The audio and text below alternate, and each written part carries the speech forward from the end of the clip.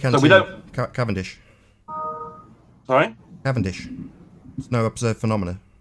There is an observed phenomenon. What was the observed phenomenon again? Sorry, just say it again one more time. The torsion bar twisting. Yes. So that's how you accurately measure. Rumpus, can we have a two-way conversation without you continually talking over me? Thank you. I don't tend to. Right. So the observed phenomena, which would be your dependent variable, is torsion bar twist. Correct. Right. And the independent variable is mass. Well, there are three independent variables. Right. I'll stop you right. Hold on. In an experiment, you have one independent variable, which is the control variable. You're doing it again, Rumpus. One more chance, and you go. Okay, no, you're right. You're right. I did interrupt you there. You're right on that one. And you were incorrect. In an experiment, you're doing it again. Sorry, I did it again. You're right. I did it again. Yeah, shut up. In an experiment, you have an singular, independent, again singular, variable thing you will change. One. Right. Okay. Can I go ahead now? Right. What you don't understand, I think, is that the force between two masses, there are three things involved. There's the two masses and the distance between them, and there's a constant, the gravitational constant. I actually have a screen grab actually here of that formula. Sorry, you're just asserting that we have a gravitational constant now. Now, I understood that we were experimenting to find and validate gravity with the Cavendish experiment. Right. If I can finish. Hold on. The gravitational constant is extracted from the results of the Cavendish experiment, isn't it?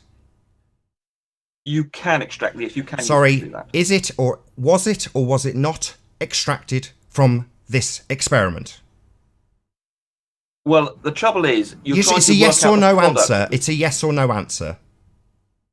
It results in the product of the mass of the Earth and G. So it's a yes. G was extracted from this experiment. You can use it to do that, yes. Yes, finally. Yes. Right. So we're not going to start with an assumption of G. This is the apparatus to, according to you, scientifically validate it. Now, as we have established, we have one independent variable. I know what your observed phenomena is. Torsion bar twist, right? So your dependent variable is torsion bar twist. I need to know the independent variable, please. You still haven't given it me. You've told me there's three. Well, you can decide, because you could decide to change the radius. No, that's not science.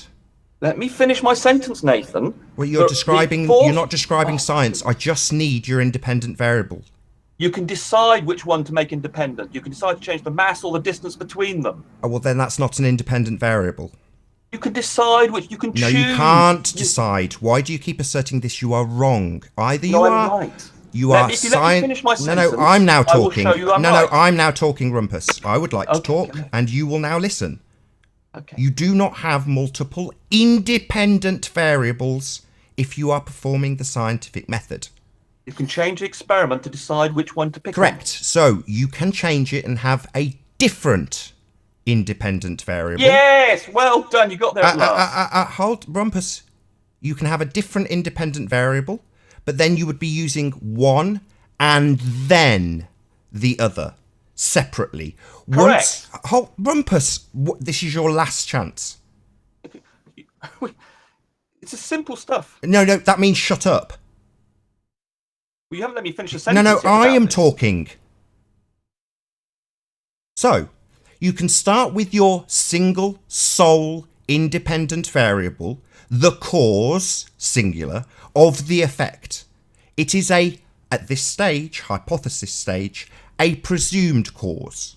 And in your hypothesis, you will either validate that as the singular, independent cause of the effect. And if it is invalidated, the singular, one, independent variable, then you move on to the next one, on its own, singular. So yes. Correct. Well done. Right. Now I would like you to give me the singular independent variable for the Cavendish experiment. Well, I could pick on one or two to play with. Like I've got the. Just give me one. Listen. Give me one. Okay, I can change the radius. Can be the one I'll pick on, because I could pick on 2 of the 3. One's the mass of the Earth. One's the mass of the object I've put on my Sorry, you're torsion still bar, not answering me. Stop.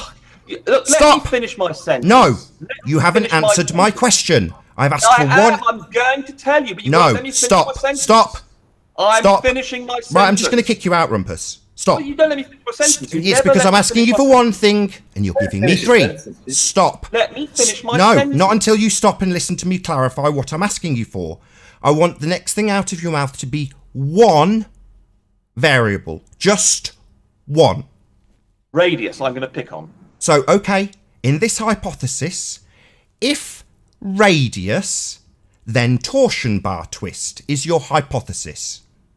That's because, and this is what you don't understand. Yes or no answer? Yes a combination or of those variables. no answer. And the particular independent variable to go on is the radius, yes, but it's in the context of the other variables that you end up with a force.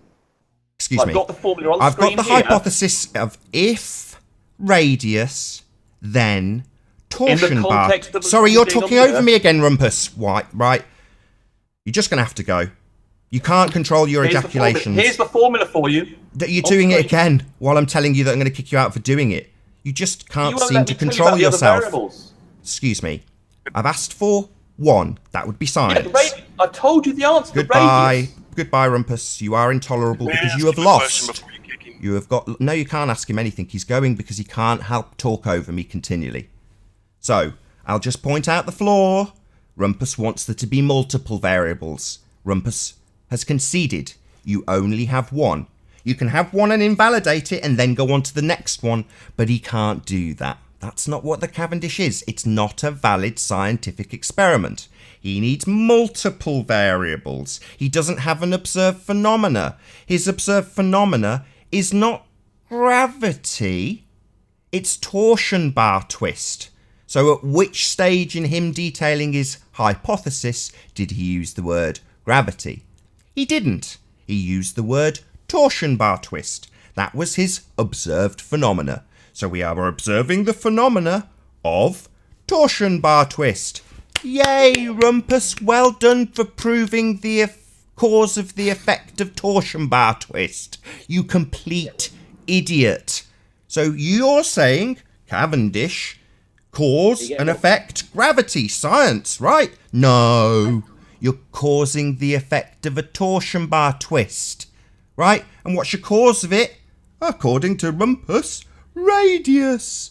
Yeah, that's what he said, because he's a dim-witted idiot with no scientific understanding. I had to take him through baby steps, using words like independent, singular, an, one, for him to finally concede that in science you have one.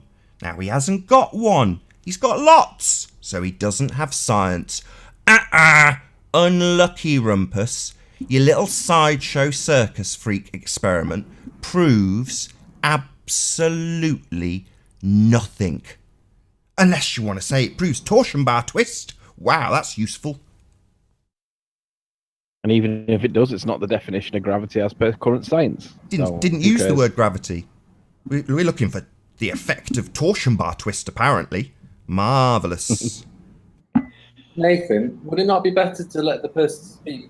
I did, and I asked him for an independent variable to cause the natural phenomena of torsion bar twist. This is, Jimmy, because you don't recognise it, the biggest load of bollocks I've ever heard.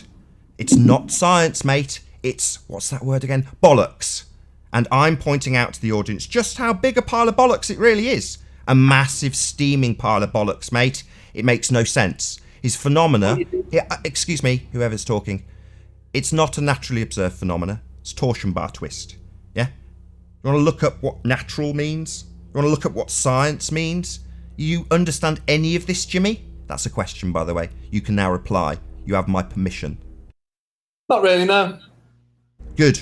So you're I'm useless saying in this we'd be debate then. better served to let We people predominantly, you've said no. Now I'm replying to your negative reply. We predominantly talk about science here. So why are you telling me that I should let him completely spout bollocks when you don't understand what we're talking about?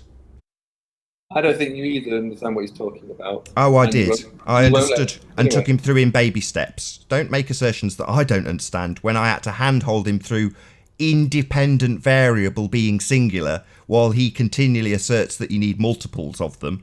And then when I finally get him to concede, it's concessions because he has to. Because I say, yeah, you think you're being clever by saying you can invalidate one and then move on to the next, but not mentioning that. And saying, of course you can have many variables. Yeah, you test them one at a time, Rumpus, so we don't have lots of them.